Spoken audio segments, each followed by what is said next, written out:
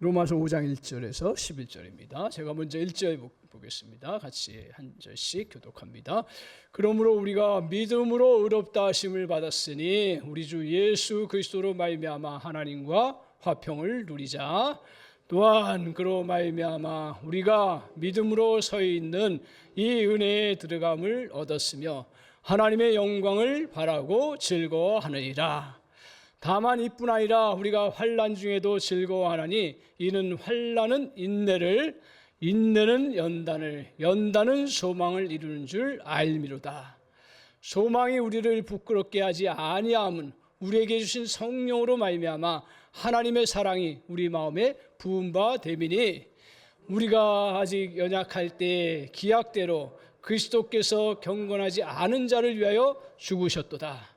의인을 위하여 죽은 자가 쉽지 않고 선인을 위하여 용감히 죽은 자가 혹 있거니와 우리가 아직 죄인 되었을 때 그리스도께서 우리를 위하여 죽으심으로 하나님께서 우리에 대한 자기의 사랑을 확증하셨느니라. 그러면 이제 우리가 그의 피로 말미암아 의롭다 하심을 받았으니 더욱 그로 말미암아 진노하심에서 구원을 받을 것이니 곧 우리가 원수 되었을 때 그의 아들의 죽으심으로 말미암아 하나님과 화목하게 되었은즉 화목하게 된 자로서는 더욱 그의 살아나심으로 말미암아 구원을 받을 것이다. 같이 읽습니다. 그뿐 아니라 이제 우리로 화목하게 하신 우리 주 예수 그리스도로 말미암아 하나님 안에서 또한 즐거워하느니라. 아멘. 아멘. 오늘 이 시간 같이 이 말씀 가지고 은혜 받을 말씀의 제목은 감정을 새롭게 하라. 저와 여러분에게 감정을 새롭게 하라고 하시는 주님의 음성을 저와 여러분이 잘 간직하기를 바랍니다. 하나님께서 우리를 행복하게 살도록 하시기 위해서 여러 가지를 많이 주셨어요. 그것 중에 우리에게 진정으로 행복할 수 있도록 느끼며 살아갈 수 있도록 하나님께서 주신 것 중에 하나가 뭐냐면 감정입니다. 지난 시간에 우리가 무엇에 대해서 살펴봤어요? 우리의 영성을 이제 새롭게 하고 신년 들어서 더 풍성한 그러한 은혜 가운데 거하게 하기 위해서 우리가 이제 계속 우리가 심령 부흥 시리즈로 같이 말씀 나누는데 지난 시간에 뭘 같이 말씀 나눴어요? 할렐루야. 지난 시간에 뭐 어떻게 하라고요? 생각을 새롭게 하라. 그전에는 뭘 했어요?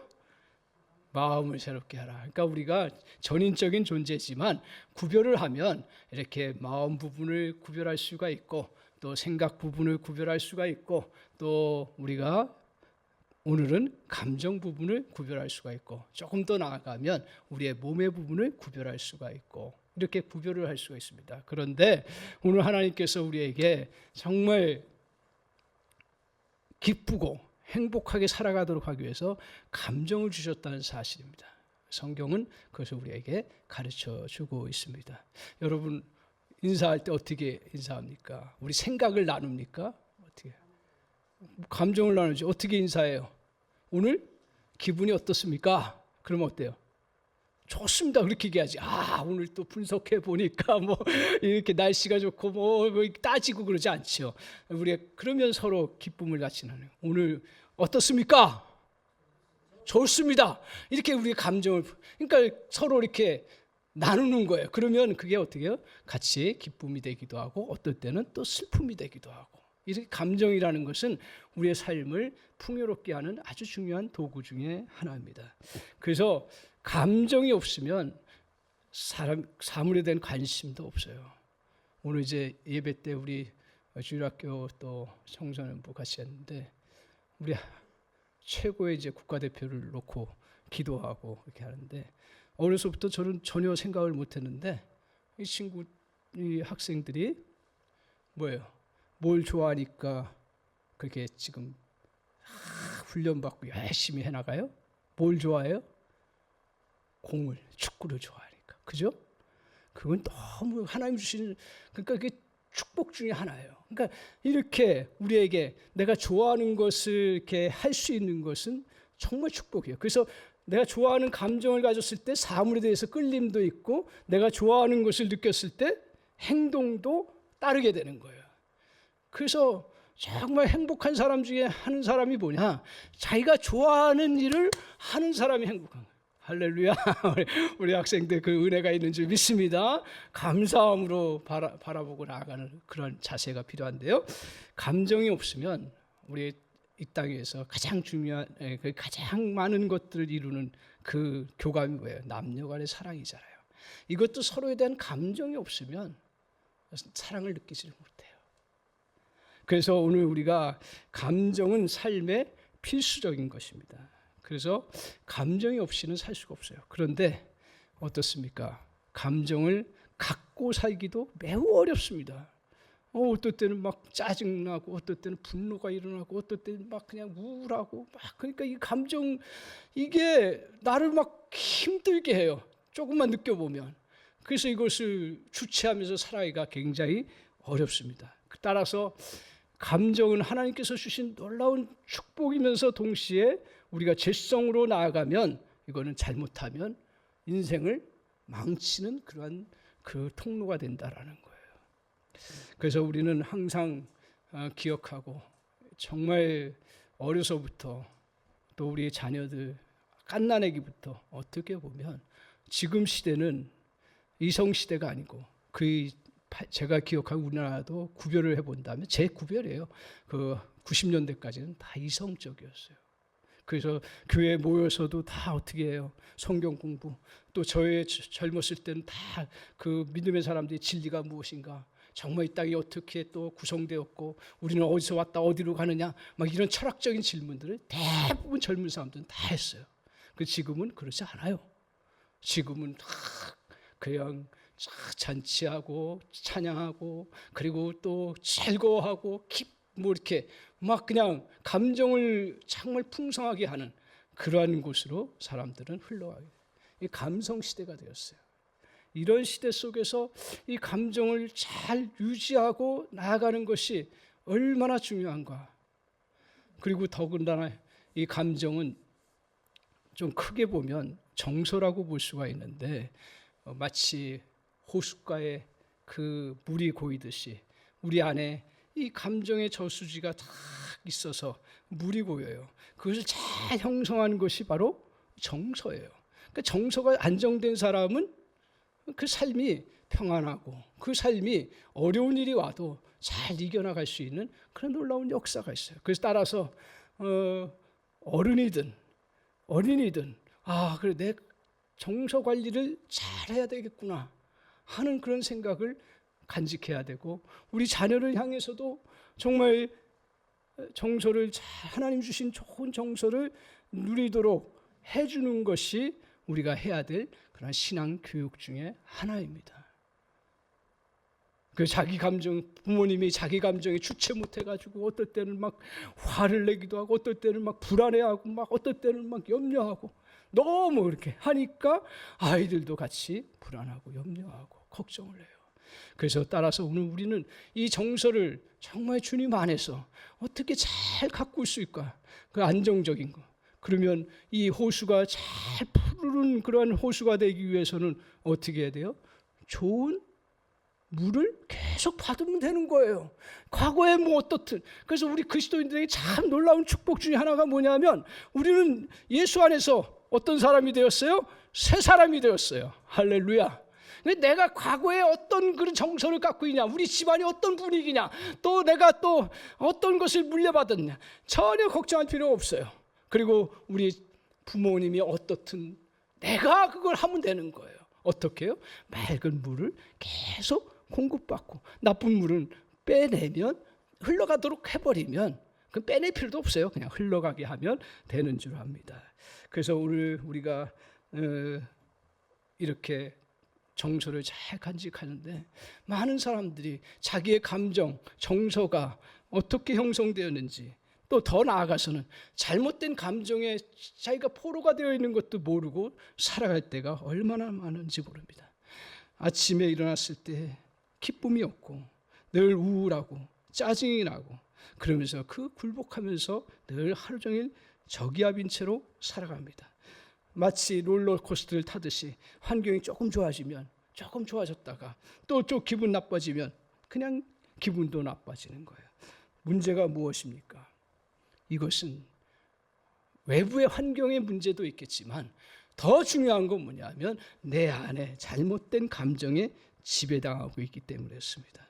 잘못된 감정이 이끄는 대로 살기 때문이었습니다. 한번 오늘 우리 성령께서 저와 여러분에게 참 오늘 성찬식도 했는데 성령께서 이 시간 같이 함께 해주셔서 저 여러분의 감정이 난 이런 감정이구나, 내가 이렇게 살았구나 하는 것들을 느끼고 그 감정들이 하나님에게서 온 것이 아니고 사단의 그러한 어둠의 세력들의 영향에 의해서 내게 들어와서 울타리를 치고 있구나.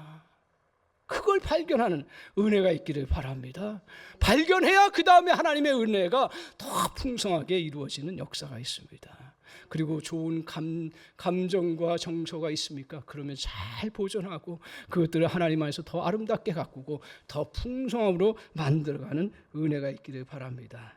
따라서 오늘 좋은 감정을 품고 살 수 있는 은혜의 역사가 저 여러분에게 말씀을 통해서 또 우리 주님은 그 은혜를 계속적으로 부어주시는 줄 믿습니다. 그래서 5장 11절 오늘 우리가 정말 좋은 감정을 가지고 살아갈 수 있는 거 5장 11절 한번 보세요. 주님께서 마지막 이제 쭉 말씀하시고 5장에서 말씀하시고 끝에 마무리하시면서 이 말씀합니다. 같이 한번 읽겠습니다. 시작.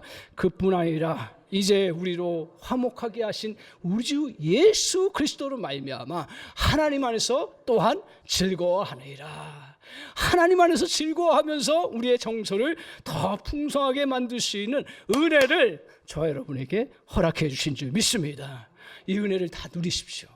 여러 은혜가 있어요. 그런데 오늘 저 여러분이 특별히 정말 이건 축복 중에 축복이다. 저도 이 예배를 드리면서 하나님 나의 정서를 잘 분석하게 하시고 알게 하시고 분석까지 필요 없죠. 그냥 알게 하시고 그리고 그것을 정말 주님 안에서 내가 좋은 정서를 누려나갈 수 있는 그런 은혜의 그 시작이 될 수 있도록 그것을 이루어갈 수 있도록 주님 축복하여 주옵소서. 우리 강소 사랑에게도 그런 은혜가 있기를 바랍니다. 저 여러분에게도 그런 은혜가 있기를 바랍니다. 그래서 정말 내 안에서 늘 정말 이 땅에서 살아가는 하나님의 복된 그 삶을 우리가 저와 여러분이 누리면서 살아요. 그렇게 하기 위해서 하나님 안에서 즐거워하며 살기 위해서 첫 번째 기억해야 될 게 뭐냐? 우리가 이런 정서를 바꾸는 터닝 포인트가 있어요. 우리에게 외부적으로 좋은 일들, 기쁜 일들 있으면 너무 좋지요. 그래서 그것 때문에 내가 정서적으로 조금 안정감을 잃을 수 있지만 터닝 포인트가 있어요. 중요한 물줄기를 만들어야 되는데 그 첫 번째가 뭐냐면 우리는 어떤 존재인지를 기억해야 된다라는 거예요. 내가 어떤 존재인지. 세상에서 가르쳐준 지식이 아니라 성경을 통해서 가르쳐주신 그러한 지혜를 가장 우리가 붙잡고 나아갈 때 우리는 정서적으로 하나님 안에서 즐거워하며 살 수 있는 그 길이 열리는 줄 믿습니다.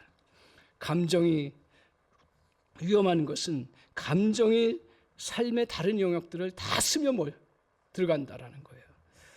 감정은 확산되어 내 주변의 삶과 내 주변 세계의 전체 분위기를 바꿔놓습니다. 감정은 풀어진 염색약이나 바이러스 효소처럼 팍 퍼져버려요. 순식간에 퍼져버려요. 그렇기 때문에 그렇게 좋게 생각했다가 또 그렇게 또 기뻐했다가도 또 정말 하나 딱 걸리는 잘못된 감정이 탁 들어와 버리면 순식간에 상황들이 바뀌어요.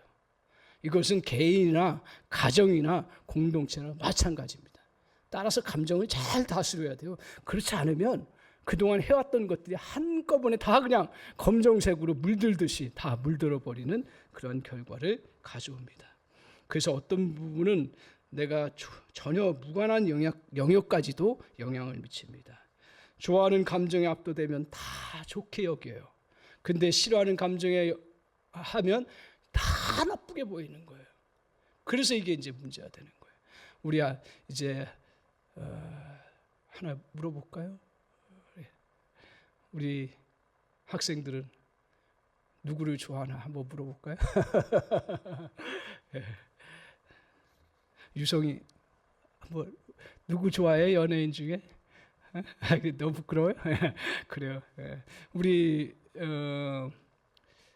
아이들은 좋아하는 연예인이 있고 좋아하는 스타들이 있을 거예요. 그러면 그 스타가 쓴 모자 좋아요? 안 좋아요? 좋아하죠. 그리고 그 티셔츠 손흥민 티셔츠 제가 얻어온다면 되게 좋아할 거예요. 다음 주에 꼭 나올 거예요. 그렇게 우리가 좋아하는 사람 있으면 좋아하는 감정이 같이 다 모든 것에 스며들게 되어 있습니다. 이처럼 감정은 우리의 삶에 전체에 영향을 해나갑니다. 따라서 우리는 감정을 이제 잘 다스리도록 노력해야 되는데, 그 노력하는 데 있어서 우리는 그동안 어떤 방식을 통했냐면, 그동안 저도 그랬고 그 의지력을 가지고 참아요, 눌러요. 슬픈 감정도 눌러요. 그리고 분노하는 감정도 눌러요. 참아요, 견뎌요. 감정에서 정면 대결을 합니다. 그래서 선택의 순간에 의지력으로 그것을 해나갑니다. 그래서 맨 처음에는 되는 것 같아요. 맞습니다. 맨 처음에는 분노하지 말라 했으니까 분노하지 말아야 돼요. 그리고 걱정과 염려를 다 떨쳐버려야 돼요. 그런데 그것을 우리의 의지력으로만 계속됩니까? 만약에 제가 오늘 저와 여러분이 화나는 일들이 있어요. 그러면 그것을 계속 눌러놓으면, 의지력으로 눌러놓으면 나중에 뭐가 되죠? 에? 왜? 폭발하죠. 그래서 우리나라 한국 여성들이 지금은 좀 덜하지만 옛날에는 다 눌러놨잖아요. 참아야. 그래서 나온 병이 뭐예요? 화병이에요. 눌러놨어요. 계속. 그 누를 수밖에 없죠. 왜? 터져버리면 더 문제가 되니까. 그런데 그것은 잠시적으로 우리가 해결할 수 있는 부분이지만 그 본질적으로 해결할 수 없는 것이라는 거예요. 감정의 정함은 정할수록 더 감정은 불은 커집니다. 그래서 우리가 이 감정을 없애는 방법 중에 하나가 뭐냐면, 생각은 감정을 이끌어갈 수가 있습니다. 그래서 생각과 감정이 같이 연결이 되도록 하나님이 창조해 주신 것 같아요. 그래서 생각이 바뀌면 감정도 바뀝니다. 그래서 감정을 다스릴 수 있는 길은 생각을 바꾸는 거예요. 그래서 흥분된 감정이나 상한 감정을 생각을 할 때에서야 소멸을 이룰 수가 있습니다. 일시적으로 감정을 누르거나 참아야 하지만 생각이라는 것을 통해서 완전히 소멸시키고 해소시켜 나가야 되는 거예요. 저도 한번 경험했던 것들이 있는데, 전철에 탔어요. 전철을 탔는데 어느 날 그 아기가 전철 안에서, 공공장소인데 좀 가만히 있어야 되잖아요. 근데 막 몸을 막 비틀거리고 막 그래요. 그러다가 또 나가가지고 그 통로인 데서 막 그냥 장난치고 철봉 매달리고 막 사람들이 짜증이 나는 거예요. 저도 옆에 있다가 짜증이 나더라고요. 짜증이 나요. 그래서 막 조금씩 화가 나기 시작한 거예요. 사람들이 다 화가 나기 시작한 거예요. 그런데 더 화가 나는 것 중에 하나가 뭐냐면, 그 아이를 엄마가 없는 것도 아니고 엄마가 있어요. 근데 그냥 방치해 놓는 거예요. 그리고 엉뚱한 생각을 하는 것처럼 멍하게 있어요. 그러니까 그 사람들이 막 속으로 있는데 다 대부분 내색 안 하죠. 그때 옆에 있는 사람이 나중에 화가 나가지고, 아니 아줌마 왜 애를 그렇게 저렇게 방치합니까? 여기 공공장소인데. 막 그러면서 이제 야단을 쳤어요. 그때 사람들의 감정이 다 분노의 감정, 크든 작든. 근데 그때 그 어머니가 뭐라고 했냐면, 제가 아버지가 지금 위독하다는 소식을 듣고 지금 병원에 급히 가고, 제가 정신이 나갔나 봐요. 죄송해요. 그랬더니 그 다음부터는 그 주변 사람들이 조용히 그냥 애기 오히려 그냥 잘 이렇게 오히려 간수해주고, 그러면서 다들 불쌍한 마음으로 그 여인을 바라보면서 같이 나갔어요. 저는 그 사건을 보면서 이 감정이라는 게 생각이 상황을 이해하고 바꾸니까 감정이 싸고, 그렇지 않고 내가 목사라는 것 때문에 딱 눌러놨다면 그게 언젠가는 그게 계속 나를 폭발할 수 있는 그러한 계기가 될 것 같습니다. 그러면 오늘 우리 어떤 생각이 감정을 본질적으로 다스릴 수 있습니까? 1절을 한번 보십시오. 우리의 생각이 감정을 다스릴 수 있는 근본적인 거예요.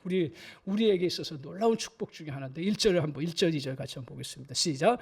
그러므로 우리가 믿음으로 의롭다 하심을 받았으니 우리 주 예수 그리스도로 말미암아 하나님과 화평을 누리자. 우리는 누구라고요? 정말 예수 그리스도로 말미암아 우리는 어떻게 해요? 의롭다 하심을 받았어요. 믿음으로. 그리고 하나님과 화평을 누려요. 그 다음 2절 한번 보세요. 시작. 또한 그로 말미암아 우리가 믿음으로 서 있는 이 은혜에 들어감을 얻었으며 하나님의 영광을 바라고 즐거워하느니라.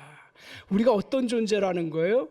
오늘 우리는 그로 말미암아 우리가 믿음을 서 있는 이 은혜에 들어갔다. 구원의 세계에 들어간 자이다. 우리는 믿음의 백성이고 하나님의 자녀이고 구원받은 자라는 그런 것들을 다시 말씀합니다. 그런 자가 어떻게 한다고요? 하나님의 영광을 바라고 즐거워한다 그랬어요.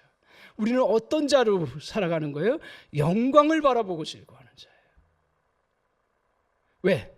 우리는 하나님의 은혜의 세계에 들어갔고 하나님의 자녀가 됐기 때문에 하나님이 주시는 놀라운 축복들을 우리는 누리면서 살아갈 수 있는 그런 토대가 된 것입니다. 오늘 우리는 예수 그리스도로 말미암아 새로운 존재가 되었고 그 영광의 세계에 들어가는 그러한 놀라운 은혜의 세계에 들어가요. 이걸 다시 기억하고 이걸 너희가 붙잡으라고 말씀하고 있습니다. 이런 생각을 어느 순간이든지 붙잡고 나갈 때 여러분의 감정을 다스리고 더 풍성한 은혜의 그 정서로 우리를 이끌어갈 수 있다라고 말씀하고 있습니다. 한 번은 성경에서 다윗이 분노의 감정에 극에 달한 적이 있습니다. 다윗이 도망자의 신세로 계속 도망 다니니까요. 그래서 어느 날은 너무 도망 다니다가 지치기도 하고 이제 양식도 구할 길이 없어서 너무 배고픈 가운데 더 나아가서 같이 따르던 무리까지 정말 극심한 그러한 식량이 없어서 굶주리는 가운데 너무 힘든 거예요. 이때 다윗이 생각나는 사람이 있었습니다. 그래, 이런 어려움이 있고 더 구할 길이 없지만 다행이다 생각했던 게 뭐냐면 나발이었어요. 그 나발을 통해서 식량을 얻을 수 있는 근거가 있었어요. 왜냐하면 나발을 도와줬거든요. 나발이 목축을 할 때 다윗이 자기 군사들을 동원해서 그 나발의 목축을 누가 침략하면 막아주기도 하고 그가 그 목축을 잘할 수 있도록 도와주기도 하고 그래서 많은 것들을 도와줬어요. 그런데 이 다윗이 내가 이렇게 어려운 상황들을 나발에게 얘기하면 나발이 좀 식량을 도와줄 것이다. 그런 생각을 하고 나발에게 요청을 했어요. 그런데 그 나발이 어떤 대답을 했어요? 식량 없다. 그것까지 괜찮아요. 그래, 뭐 사람이 다 똑같이 내가 했다고 해서 그대로 또 도와주나? 안 그럴 수 있다. 좀 서운하지만 머물 수 있는데 근데 그 다음 말이 다윗을 극으로 분노하게 만든 거예요. 그렇지 않아도 자기가 너무 힘들었는데 뭐라 그러냐면 이 나라의 주인을 잃은 개가 돌아다니면서 막 난리를 치고 그러는데 당신이 바로 그 개처럼 주인을 배반하고 도망다니는 개처럼 다니는 그런 그 존재라고 하면서 욕을 해대는 거예요. 그래서 다윗도 사람이니까 상처 입었잖아요. 그러니까 식량 구하지 못한 것만 해도 억울한데 자기를 향해서 거꾸로 모함하고 거꾸로 자기를 향해서 모독하는 그런 말들을 해버린 거예요. 그 다윗이 너무 힘든 거예요. 다윗이 믿음의 사람이지만 이건 아니다. 이건 아니다. 그래서 자기 군사를 풀어가지고 달려갔습니다. 그러면서 저 혼내줘야겠다. 그런 생각하고 군사를 풀어서 갔어요. 이건 이제 완전히 정면 충돌하고 피를 흘릴 수밖에 없는 그런 상황이죠. 이때 누가 나타나냐면 그 부인이에요. 그래서 부인을 잘 따르는 거예요. 부인이 누구예요? 아비가일이에요. 아비가일이 감정을 다룰 줄 아는 거예요. 분노했을 때는 다른 거 없어요. 그냥 큰 예물 딱 준비해가지고 가서 바짝 엎드려서 당신을 사랑합니다. 존중합니다. 그러면서 딱 엎드려요. 그러면서 뭐라고 얘기를 합니까? 딱 다윗에게 본질적인 것을 생각하게 해요. 뭐라고 얘기를 하면 그 들려오는 소식도 있고 상황들을 알 거 아니에요. 객관적으로. 그 알면서 다윗에게 뭐예요? 다윗이요. 생명을 여태까지 보존했던 것이 사람의 손이 아님을 당신은 잘 아시지 않습니까? 하나님이 제가 보기엔 생명 싸게 가는데 보호해서 여기까지 이렇게 살게 하셨는데 오늘 나발이 돕지 않는다고 해가지고 그것 때문에 분노하고 물론 나발 좋은 사람은 아닙니다. 하지만 나발이 주지 않았다고 해서 당신의 생명이 그 위험하고 어려웠고 목숨 유지하지 못하는 거 아닙니다. 생명은 하나님께서 주관하십니다. 그리고 하나님께서 반드시 당신을 보상해 주시고 축복해 주실 것입니다.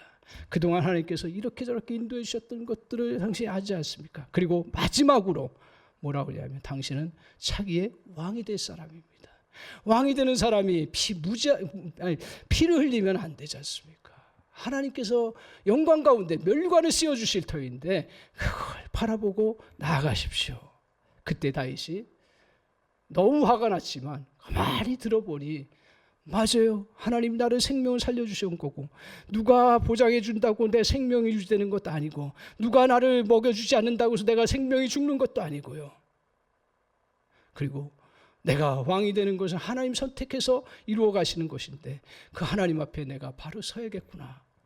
그러면서 생각을 딱 돌리면서 다시 그 나발을 향해서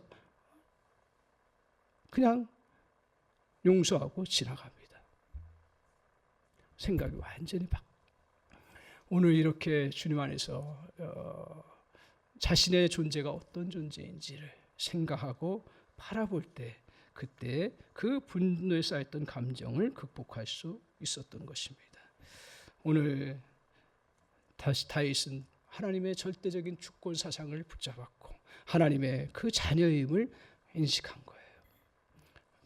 우리가 상황들 속에서 이 중요한 진리를 저와 여러분이 붙잡고 나갈 때 그때 우리는 그 격한 감정이나 슬픈 감정이나 또 우리 안에 낙심된 그 감정들을 물리칠 수 있는 놀라운 역사가 이루어지는 줄 믿습니다.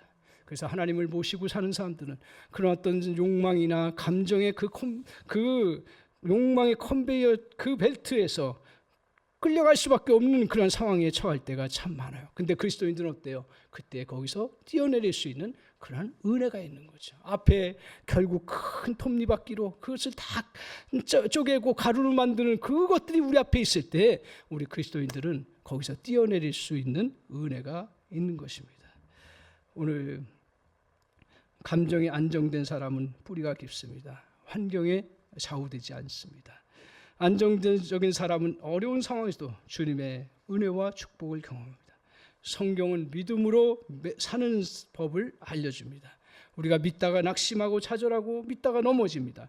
이렇게 기복이 심한 삶 때문에 많은 사람들이 잠재력을 잃으면서 살아갈 수가 있어요. 하나님은요, 오늘 이렇게 우리가 정서적으로 안정을 누리면서 주님 안에서 살아갈 수 있도록 그렇게 말씀하셨어요. 그래서 그 하나님 안에서 즐거워하고 기뻐하면서 정말 내가 어떤 존재인가 그것들을 기억하고 붙잡을 때 나는 안정을 이룰 수 있는 거예요. 그때 하나님께서 그 안정된 그 상황을 통해서 우리의 갖고 있던 잠재적인 능력과 모든 상황들을 하나님 풀어가세요. 기도 응답의 역사도 대부분 보면 하나님께서 전적으로 역사하시지만 대부분은 보면 어떤 은혜로 하냐면 내가 하나님의 은혜 안에서 안정을 누리고 평안하고 그리고 그때 요동하지 아니하고 하나님 주신 그 정서를 가지고 누려나갈 때 그때 하나님의 기도 응답의 역사가 이루어지는 거예요. 오늘 이 원리를 저와 여러분이 잘 붙잡는 은혜가 있기를 바랍니다. 어떤 사람이 이렇게 말합니다. 능력은 안정을 통해서 이루어진다. 그래서 전에 제가 이제 섬겼던 분 중에 하나가 그 서울법대에 나오시고 그리고 굉장히 샤프한 분이에요. 아마 우리 집사님 옛날부터 교회 다니셨던 분들 한번 보셨을 거예요. 김성근 집사님이라고.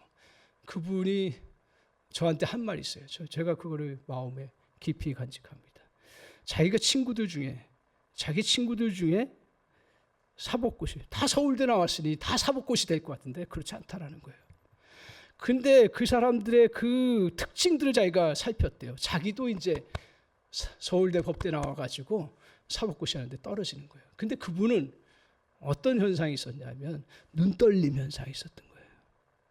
눈 초점이 안 맞아요.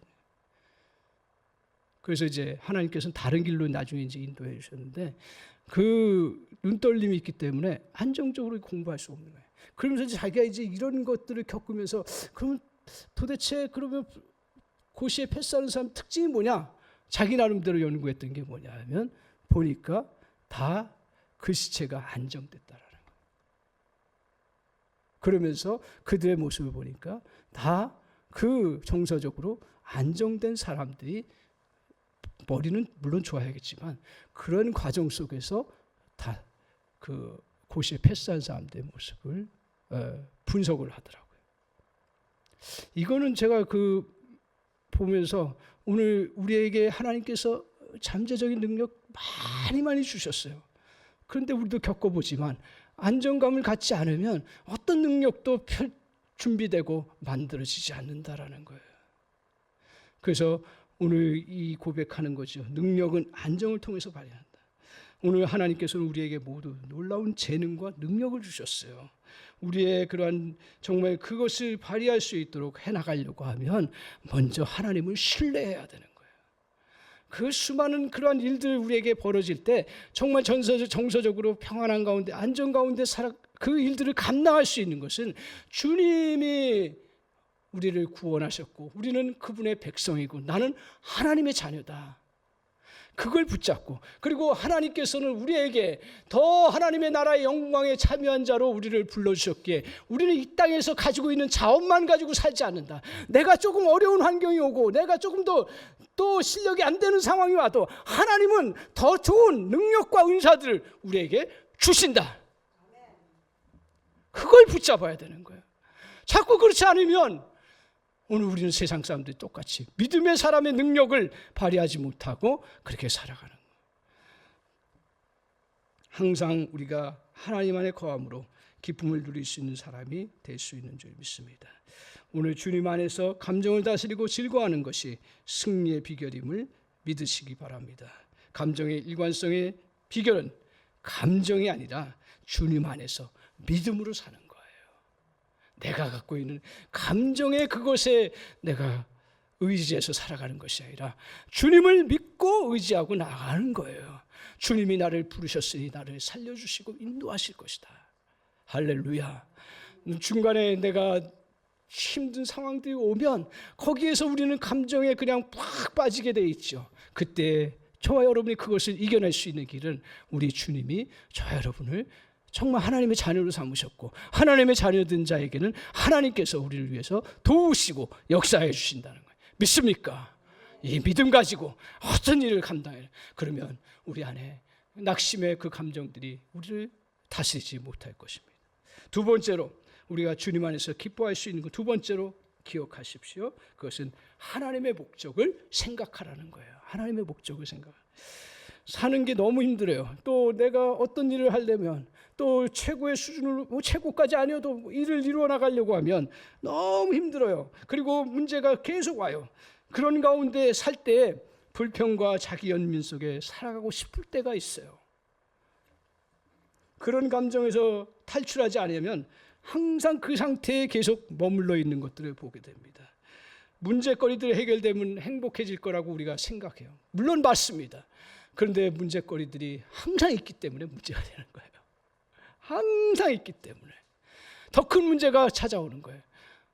나이가 들면 문제가 줄어요. 아니 가정 문제도 마찬가지잖아요. 내가 조금만 집을 하나 사면 내가 걱정이 없을 텐데, 내가 또 우리 자녀 또 이제 조금만 해서 대학 진학만 하면 걱정이 없을 텐데, 내 자녀 또 군생활이나 또 사회생활 잘하면 걱정이 없을 텐데, 그래 지금 저의 단계에서는 우리 자녀들이 가정 잘 이루어서 가정만 이루면 걱정이 없을 텐데, 이런 문제마다 이제 그런 해결 그것들을 찾아가는데, 근데 끊임없이 주님 앞에 설 때까지 우리는 문제 속에 살아간다라는 거예요. 제가 각오를 합니다. 좀 편하게 해보고 싶은 그런 욕망이 들 때가 참 많아요. 나이가 들어가니까요. 근데 인생은 하나님 앞에 설 때까지 계속 문제와 싸우고 이겨내야 되는구나. 그게 어떤 문제이든지, 그게 건강의 문제이든지, 그게 일의 문제이든지, 그게 어떤 나의 상황의 문제이든지 항상 이겨내야 되는 것이, 그래서 우리가 천국 갈 때까지 싸워서 이겨내야 되는구나. 마지막 주님 앞에 나아갈 때도요, 그때도 우리에게 그 시험이 없어요. 오히려 교회 못 나가게 되고, 그리고 그때 신앙생활 제대로 못하고, 그렇게 되면 여러분 믿음이 건강해질 것 같아요. 아니에요. 육체와 똑같이 정점을 이루면서 그때부터 쇠퇴하기 시작합니다. 마찬가지로 우리의 감정도 그렇게 계속 우리가 극복해야 될 부분이 있습니다. 그래서 문제들이 있음에도 불구하고 즐겁게 살아가는 것, 그것이 오늘 우리 주님께서 뭐라고 하냐, 그 하나님의 목적을 발견하라는 거예요. 3절을 한번 보십시오. 그 수많은 중압감 속에서 그 목적이 뭐냐. 3절 4절입니다. 같이 한번 읽겠습니다. 시작. 다만 이뿐 아니라 우리가 환난 중에도 즐거워하나니 이는 환난은 인내는 연단은 소망을 이루는 줄 아입니다.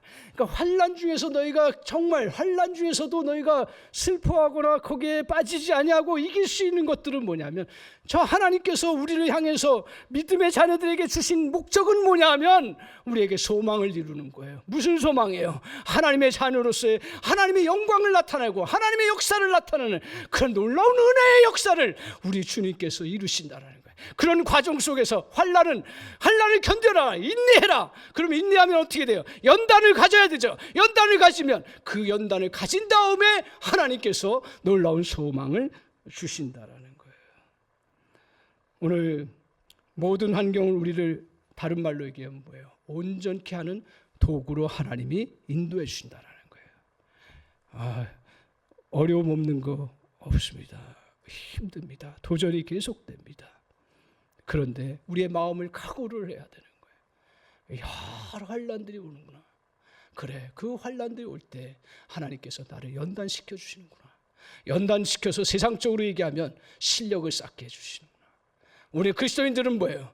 우리에게 그래서 하나님의 역사를 누리는 놀라운 그런 소망의 은혜를 주시는구나. 할렐루야. 그걸 우리가 기억하라는 거예요. 그래서 아예 각오를 하는 거예요. 아예 하나님 앞에서, 그래, 하나님의 목적, 그 하나님 목적은 그 환난이 왔을 때 즐거운 척하라고 얘기하지 않아요. 환난이 왔을 때 그것을 가지고 정말 인위적인 미소를 짓고 극단적인 낙천주의에 대해서 말하는 것도 아닙니다. 환난 때문에 즐거워하라고 하지도 않아요. 주님께서는 뭐예요? 오늘 단지 환난의 인격을 온전하게 하고 새롭게 하는 하나님의 목적을 기억하라는 거예요.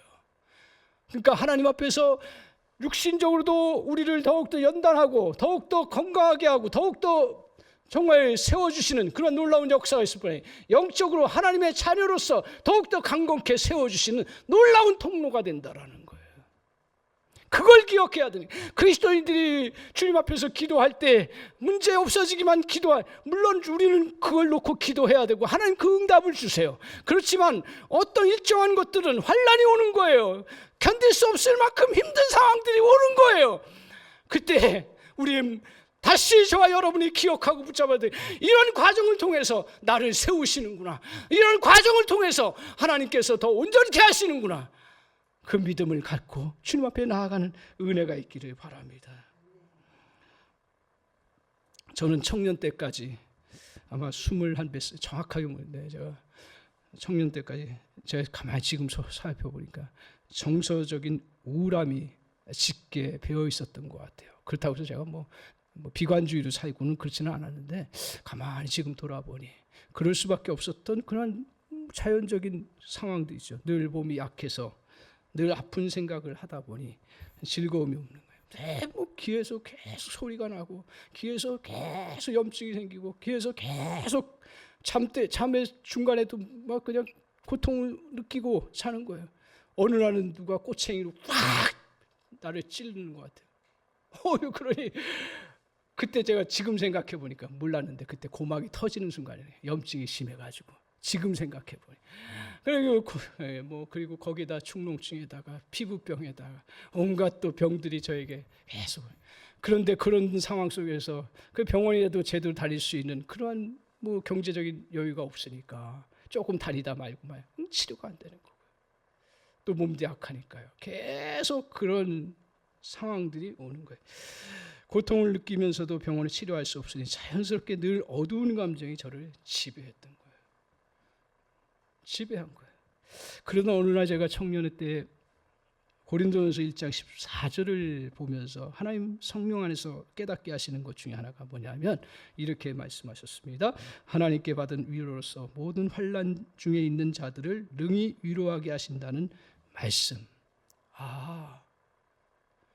그 내가 이런 환난 당하면서 하나님의 기도하게 되잖아요. 그러면서 하나님 또 여러 모양으로 주시는 은혜가 있고요. 기도하다 보니 또 어떤 때는 또 하나님께서 치료도 해주시고요. 어떤 때는 그 이겨나갈 수 있는 힘도 주시고, 그러면서 이게 나에게 이게 다른 사람을 위로할 수 있는 그런 통로가 되는구나. 그런 생각하면서 이제 전도사 사역 시작을 했는데 제가 자라온 배경들이 아무것도 없지요. 저는 그냥 제가 먼저 예수 믿었으니까 교회 생활 어떻게 해야 될지 모르는 거예요. 저 설교 어떻게 해야 될지도 모르는 거고요. 아무것도 모르는.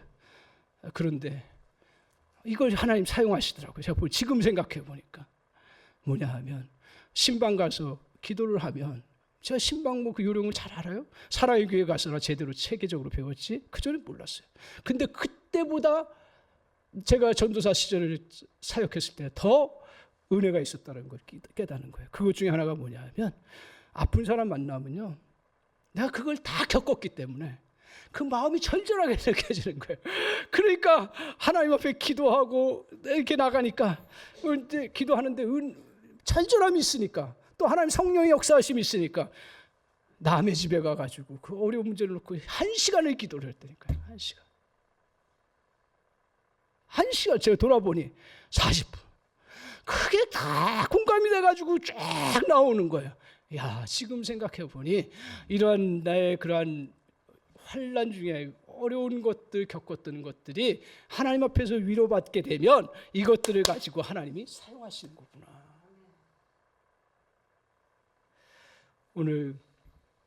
그래서 오늘 주님 앞에서, 주님 안에서 우리의 목적을 생각하라는 거예요. 어려운 일 당하고 계속 힘든 시간들 겪을 때 그때 하나님은 우리를 더욱더 온전케 하시고 그걸 가지고 하나님이 나중에 필요할 때 사용하시고 역사해 주시는 은혜가 있다라는 거예요. 인생에는 두 종류의 사람이 있습니다. 어려운 시기를 보내면서 온통 슬픔에 잠겨서 아무것도 못하는 두 종류의 사람이 아니죠. 두 종류의 상황을 우리가 겪습니다. 항상 이게 다른 사람 완전히 이렇게 떨어져 있는 종류도 있지만 내 상황 속에서 보면 어려운 시기를 보면서 온통 슬픔에 잠겨서 아무것도 못한 때가 있는 거예요. 그래서 원망하고 분노하고 초조해합니다. 결국 자기를 파괴하고 그리고 자기를 학대해 나갑니다. 열등감에 휩싸여서 아무것도 못하게 만드는 그러한 때가 있습니다. 반면에 어려움을 만났을 때 하나님의 목적을 바라보면서 나아가는 거예요. 어려움이나 문제를 통해서 오히려 자신을 더욱 보완하고 역량을 키우는 것입니다. 고통과 아픔 속에서 자신을 향한 하나님의 목적을 깨닫는 것입니다. 이때의 진정한 어려움 속에서도 기쁨으로 살 수, 후자가 되기를 주님의 이름으로 간절히 축원합니다. 그래서 정말 주님 앞에서 이 어려운 때 하나님의 목적을 생각하고 그 모든 것들을 감당해 나갈 때 우리의 감정, 정서는 잘못된 사단이 주는 감정에 사로잡히지 아니하고 은혜의 감정으로 저 여러분이 살아가게 되는 놀라운 역사가 있습니다. 사랑하는 성도 여러분, 육체적으로 강건해지는 비결이 뭡니까? 아플 때 육체적으로 강건해지는 길이 뭐예요? 다쳤어요.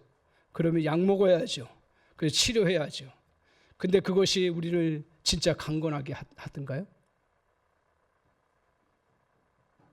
그것이 우리를 온전케 하던가요? 병원에 입원해야죠. 그 입원해서 치료해야 되죠. 근데 결국 이번에도 보니까 결국 우리 김종수 권사님도 마찬가지로 필요하면 수술을 해야 되고 치료받아야 약 먹어야 돼요. 근데 결국 거기서도 뭐예요? 지금 다 회복됐는데도 안 나오시는 이유가 뭐예요? 재활 치료받기 위해서.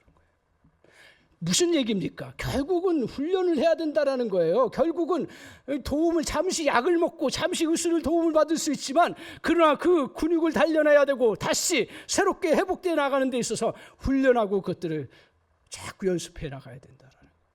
마찬가지입니다. 감정도 훈련해 나가야 되는 거예요. 감정도 그냥 주어진 게 아니라 감정도 훈련해요. 12절 다시 한번 보겠습니다. 같이 한번 보겠습니다. 11절. 같이 한번 읽겠습니다. 시작. 그뿐 아니라 이제 우리로 화목하게 하신 우리 주 예수 그리스도로 말미암아 하나님 안에서 또한 즐거워하느니라. 저 말씀 뭐예요? 우리 하나님께서 우리를 정말 당신의 자녀로 삼으시고 화목케 하셨으니 이제 그리스도 말미암아 하나님 안에서 어떻게 해요? 즐거워하는 훈련을 한다라는 거예요. 계속 즐거워하는 훈련을 한다라는 것입니다. 오늘 우리가 단련하며 단련할수록 강해집니다. 하나님은 우리가 매일 즐거워하기를 원하시는 거예요. 힘든 일을 당할 때도.